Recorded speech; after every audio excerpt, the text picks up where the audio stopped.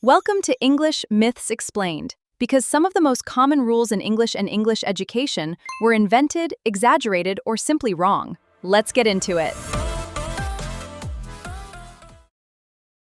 You have probably been told that double negatives are wrong, that saying, "I don't know nothing," marks you as uneducated. Today, we are debunking that, because double negatives were not only accepted in English, for most of the language's history, they were the standard. Consider these sentences. I can't get no satisfaction. I don't want nothing. She never said nothing to nobody. Every English teacher in the world will mark these as wrong.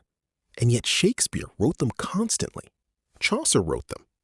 Every major English author before the 18th century wrote them.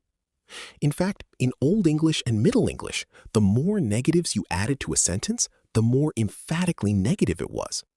Double negatives were not an error. They were a rhetorical tool. In 1762, a bishop named Robert Lowth published a book called A Short Introduction to English Grammar. Lowth was also a mathematician, and he applied a rule from algebra to the English language. Two negatives make a positive. In mathematics, this is true. Negative times negative equals positive. But language is not mathematics. It never has been. Lowth's rule was entirely invented.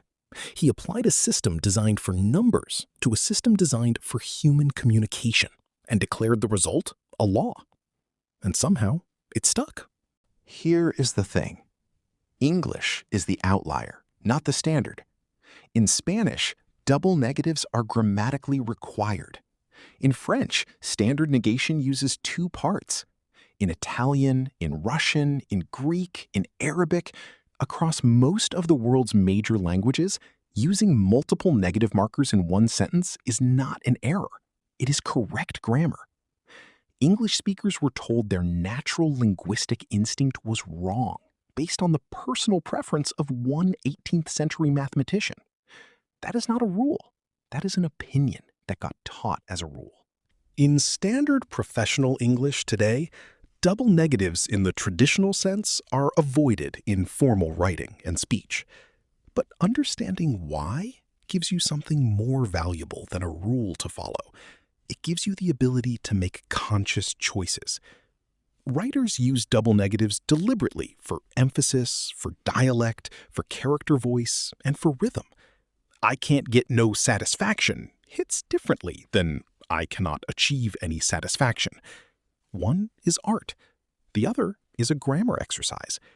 Knowing the history means you understand the choice.